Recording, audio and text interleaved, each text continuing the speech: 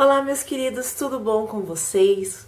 Hoje é o dia de devocional aqui no canal e, como eu prometi, eu estou aqui. Hoje nós vamos falar sobre uma mulher, como eu disse, nós vamos falar sobre mulheres na Bíblia. E hoje, meditando sobre essa mulher, Deus ministrou no meu coração um determinado assunto assim que acho que todos nós vivemos e que podemos dizer que até um pouco, não sei se normal seria a palavra, mas enfim, vamos então a quem nós vamos falar hoje, de que mulher nós vamos falar hoje. Nós podemos ver na Bíblia que ela foi uma grande mulher. Nós vamos falar sobre Sara. Sara, ela é muito mencionada na Bíblia, ela é muito conhecida tanto no Antigo Testamento como no Novo Testamento. Então ela é muito falada, é uma mulher e um exemplo a ser seguido. Sara foi uma grande mulher, modelo a ser seguido por nós, mulheres, como eu disse anteriormente. Duas características notáveis que marcaram a vida da Sara foi tanto a sua beleza como a sua esterilidade. Então, quando a gente lembra de Sara, a gente logo lembra de que Sara não pôde ter filho até ter terminado anos da sua vida. Ela teve filhos muito idosa, muito velha para ao nosso ver hoje, né? A Bíblia fala que Sara era uma mulher muito bela, muito bonita. Ela chamava muito a atenção dos homens. Ela era uma mulher forte, fiel, companheira. Permaneceu fiel ao lado do seu marido em todas as dificuldades e circunstâncias, nas adversidades e nas bênçãos, na juventude e na velhice. Ela é descrita na Bíblia como uma santa mulher, né, do passado, porque confiou em seu marido, cooperando com ele de boa vontade. Ela ajudava ele em todos os sentidos. E pela Bíblia podemos concluir que Sara era uma mulher de vontade forte e mesmo assim ela escolheu submeter-se ao marido, acompanhar seu marido, caminhar ao lado do seu marido. Por outro lado, a sua esterilidade causou problemas de humilhação na sua vida doméstica e até mesmo discussões com o seu marido. E é hoje sobre isso que nós vamos abordar na nossa devocional, na nossa meditação hoje, sobre a esterilidade de Sara, né? Nós podemos ver que Sara era uma mulher muito falada na Bíblia. O seu nome significa líder, princesa. Ela era muito bonita, muito bela. Porém, ela tinha uma coisa que o seu maior sofrimento, né? O maior sofrimento de Sara era o fato dela não poder ter filhos por um longo tempo da sua vida. Então isso causava angústia, causava anseio. Essa espera causava esse anseio, e muito natural, né? Porque tanto é que o título que eu coloquei sobre Sara hoje é: a espera pode nos cegar, né? A espera pode nos fazer tomar atitudes que às vezes nem mesmo a gente acredita que a gente tomou essa atitude. Apesar de todas essas notórias que a gente vê sobre a vida de Sara, a gente vê que ela teve um ponto de pecado na sua vida por causa dessa espera, né? Da promessa que Deus havia feito na vida dela, mas por causa dessa longa espera, ela tomou algumas atitudes que podem servir de lição para nós hoje, né? Porque nós vivemos isso o tempo inteiro, né? Quando nós esperamos algo, quando alguma coisa demora muito, a gente começa a tomar algumas decisões. E é sobre isso que a gente vai abordar hoje. Então nós vamos ler sobre Sara em Gênesis 16, capítulo 1, do versículo 1 ao 4, que fala assim: Ora, deixa eu só colocar meu óculos. Ora, Sarai, mulher de Abraão, não lhe dava filhos, tendo, porém, uma serva egípcia por nome Agar. Disse Sarai a Abraão. Antigamente o nome dela ainda era Sarai nessa época, e Abrão, né, que ainda não tinha sido mudado o nome deles. Eis que o Senhor me tem impedido de dar à luz filhos, pois toma minha serva, e assim me edificarei com filhos por meio dela. E Abrão anuiu o conselho de Sarai, Então Sarai, mulher de Abraão, tomou Agar, egípcia, sua serva, e deu-a por mulher de Abraão, seu marido, depois de ter ele habitado por 10 anos na terra de Canaã. Ele a possuiu e a concebeu. Vendo ela que havia concebido, foi sua senhora por ela desprezada. Em alguns momentos eu vou falar Sara, Sarai, Abraão, porque a gente se confunde um pouco mesmo. Nessa época, Deus ainda não havia mudado o nome deles, né? Mas como nós estamos falando do nome de Sara, porque hoje nós conhecemos o nome dela como Sara e o nome dela já foi hoje modificado, então talvez eu faça essa mudança de vez em quando, tá bom? Então, eu anotei alguns pontos assim que me chamam muito a atenção sobre a questão das atitudes que Sara tomou em relação a essa espera, né? Ao anseio que ela teve de esperar pela promessa de Deus. Como eu disse para vocês, Sara, quando ela recebeu a promessa de Deus, ela tinha por volta de 80 anos. E quando Deus fez a promessa que ela teria filhos, Sara ainda esperou mais 10 anos para que essa promessa se cumprisse. Então, tipo, ao nosso ver, 90 anos é uma idade muito avançada, que hoje, na nossa realidade, é impossível se ter, né, filhos, porque a gente já não ovula mais, já está numa idade muito avançada.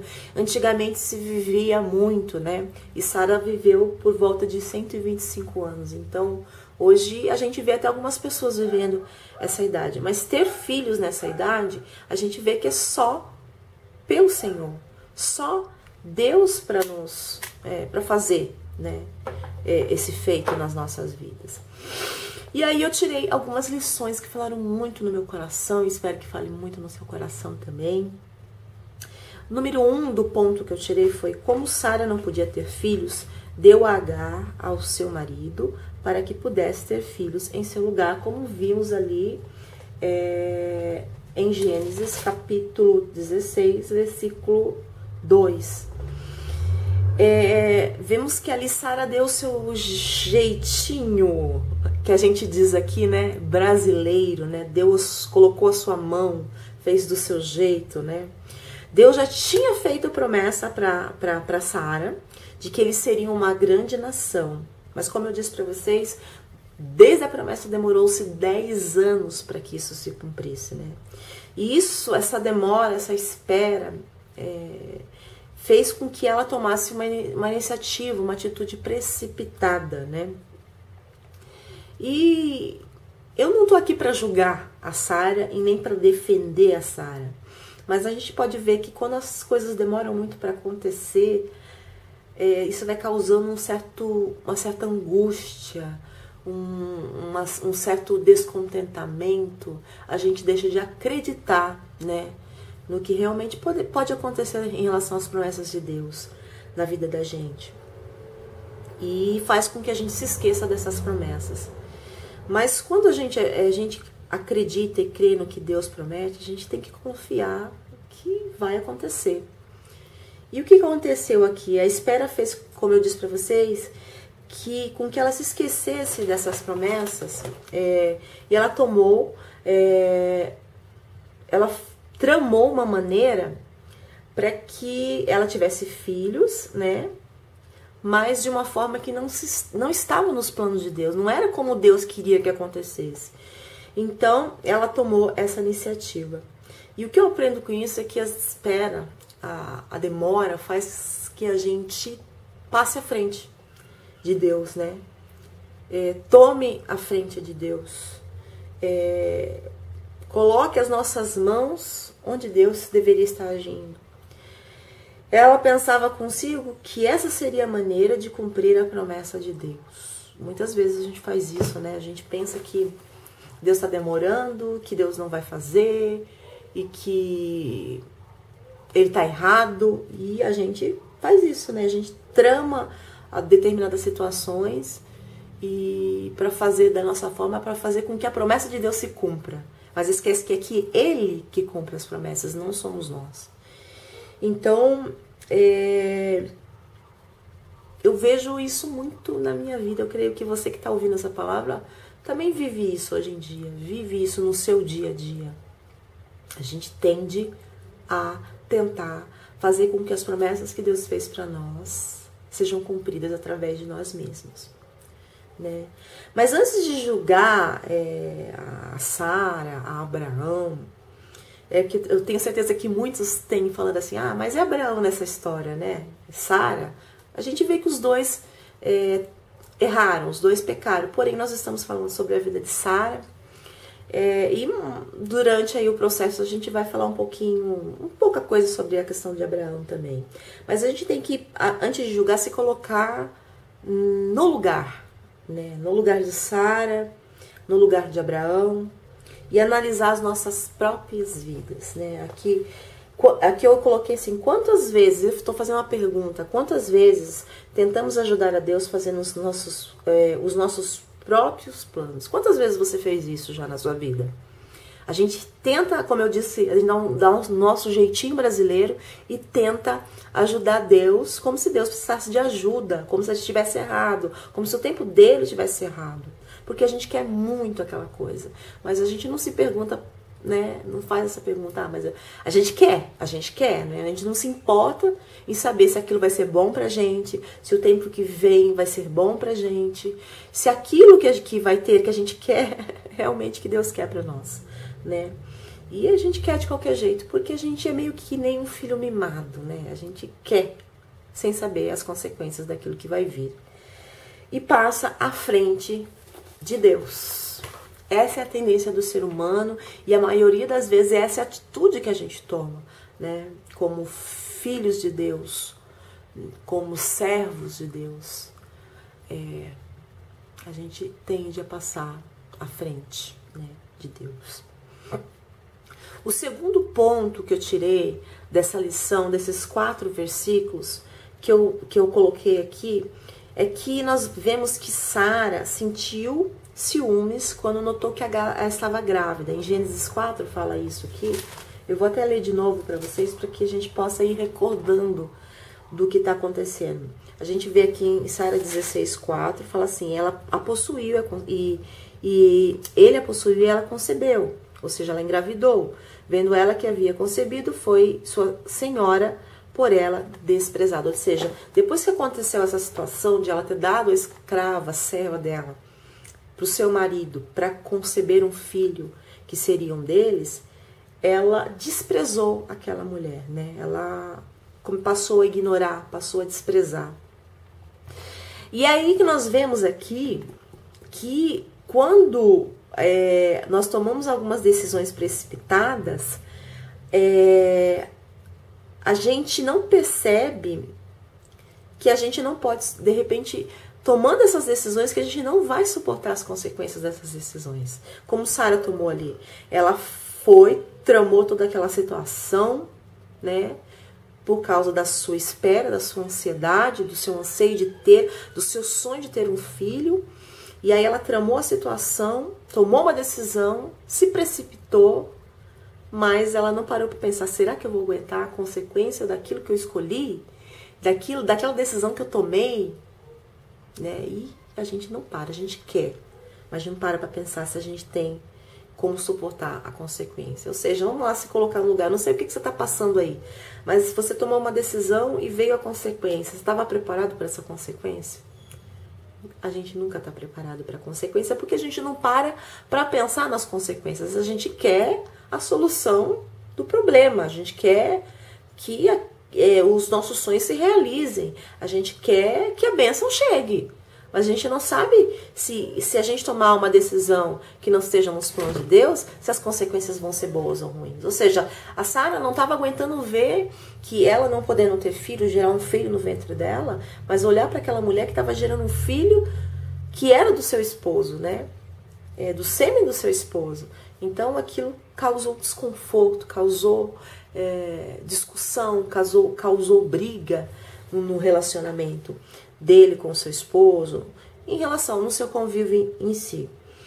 Então, muitas vezes nós não paramos para analisar as consequências e não suportamos as consequências das nossas decisões.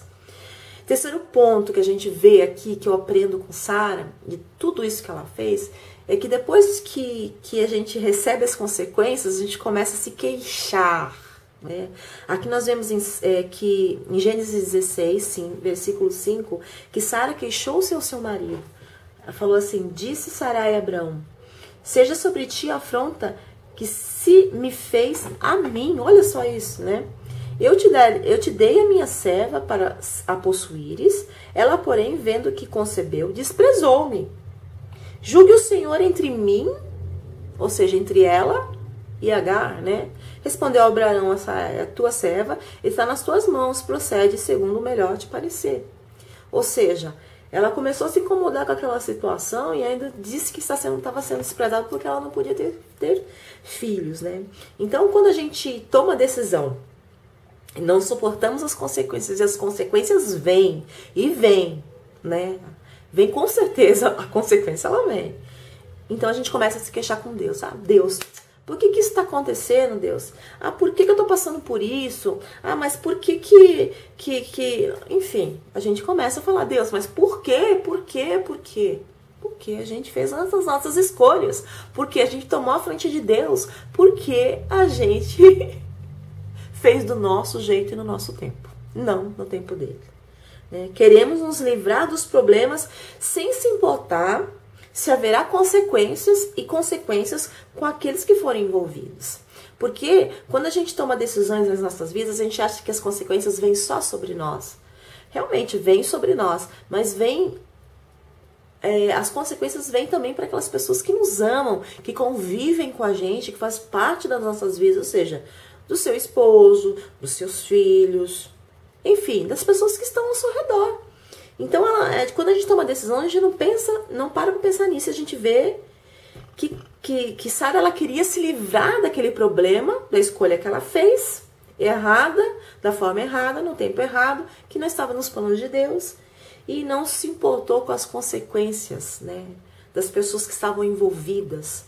Ou seja, se Agar ia sofrer, se o filho Ismael ia sofrer com a situação, se Abraão ia sofrer com a situação, porque ele era pai daquele menino, né? Então a gente é muito egoísta.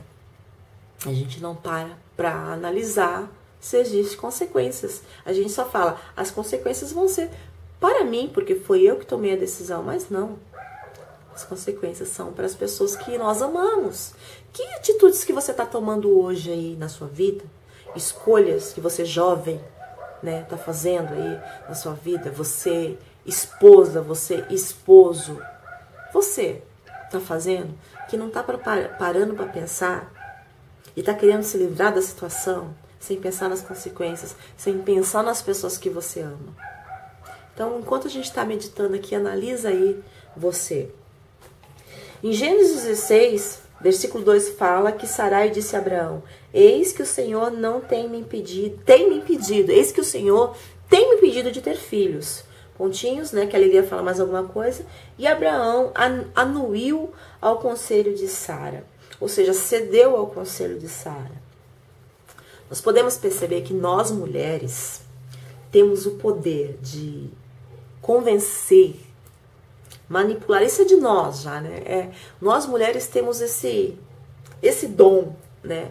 Tanto de convencer, de manipular, de articular para o bem como para o mal. Depende de nós, escolhemos como nós devemos fazer isso, né?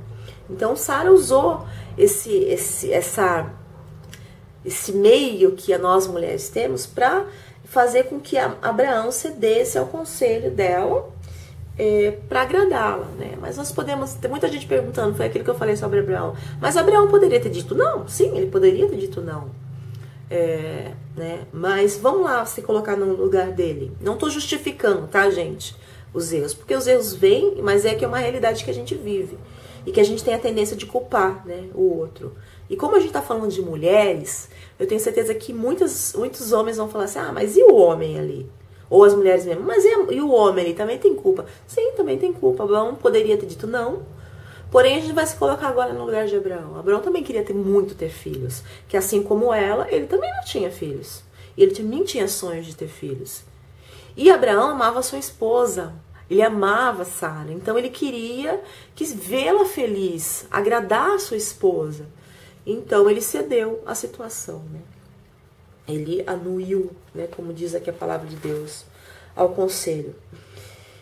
E Sarai não somente se esqueceu das promessas, como também fez com que seu marido se esquecesse. Sarai não somente pecou, como fez com que seu marido pecasse. Sarai não se precipitou, mas também fez com que seu marido se precipitasse. Então esse é o manipular, convencer. Esse é o poder que a gente, mulher, tem para fazer tanto para o bem quanto para o mal, né? E Sara, ela, no momento de desespero, no momento de anseio, no momento de muita espera, ela tomou essa decisão, né? Uma das decisões que causou consequências até hoje.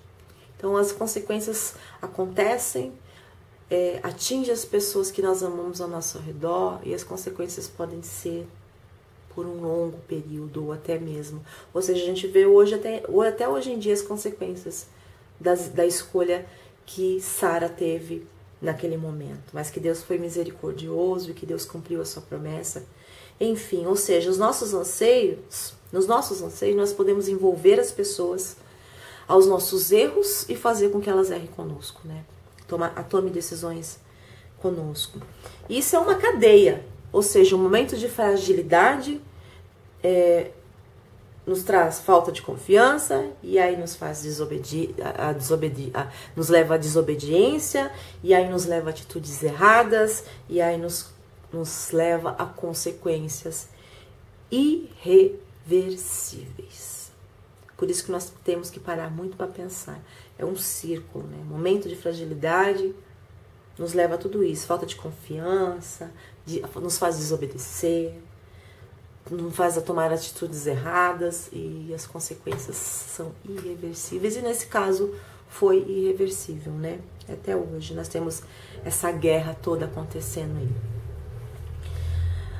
Bom, o que eu posso tirar de conclusão em relação a tudo isso, a toda essa lição que nós tiramos sobre um momento de erro que Sara teve, de escolha errada, de precipitação, de desespero, né, que todos nós vivemos com as esperas que nós temos no nosso dia a dia, porque a gente quer para hoje. Talvez Deus não queira que aconteça, mas nesse caso nós vemos que Deus fez uma promessa, né? Mas pode ser que Deus quer que não aconteça, e a gente quer porque quer, e a gente tem que parar para pensar e analisar tudo isso, né? Se é para ser mesmo ou não é para ser. Mas a conclusão que eu tiro de tudo isso é que a gente tem que se lembrar de que Deus, ele promete e Deus, ele cumpre.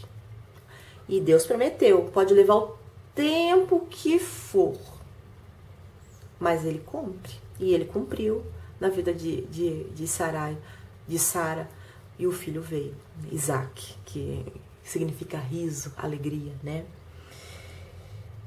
Pode demorar ou não, mas é no tempo de Deus. E o tempo de Deus, ele é perfeito, porque ele sabe de todas as coisas, ele é onisciente, né? Ele vê além daquilo que a gente vê, porque os sonhos de Deus são maiores que os nossos, os planos de Deus são mais altos que os nossos. A palavra de Deus diz, né? Fala sobre isso. Então o tempo de Deus, ele é perfeito. Se colocarmos nossa confiança ou dependência em algo inferior, consequentemente nos tornamos inferiores ao que Deus quer que sejamos ou alcancemos, né? Então, Deus tem coisas maiores para nós. Deus tem planos e sonhos maiores para nós. O que nós temos que fazer é tentar pedir para Deus e orar a Deus e pedir para que Deus descanse o nosso coração, fazer com que Ele fique tranquilo e que a gente consiga viver e trabalhar as coisas das nossas vidas. E se Deus prometeu, e a gente aprender a esperar e descansar em Deus no tempo dele, vai vir. Porque Ele promete, Ele cumpre, né? Mas se Deus pegar e falar não, é porque Ele sabe o melhor. Ele sabe o que é melhor para você. né? Ele sabe que aquilo que ele vai te dar não vai ser bênção e as consequências não vão ser boas. E a gente tem que parar para analisar, né? Tem que parar para pensar. E junto com Deus, orando a Ele, buscando Ele, pedindo que Ele coloque paz no nosso coração, para aprender a esperar e descansar, né? Colocar os nossos anseios diante da presença dEle. Você pode quebrar as suas promessas com Deus, mas Deus, Ele não quebra as suas promessas conosco. Amém? Eu quero terminar lendo ainda sobre Sara. É questão de promessa que eu vi no livro Elas, aqui, ó. Eu vou ler para vocês, só para a gente terminar essa meditação, essa devocional, essa mensagem que o Senhor ministrou no meu coração e espero que tenha falado no teu coração também. Diz assim: como foi difícil para Sara, e é também para nós hoje, como eu disse, né? Lembrar as promessas de Deus e esperar por seu cumprimento.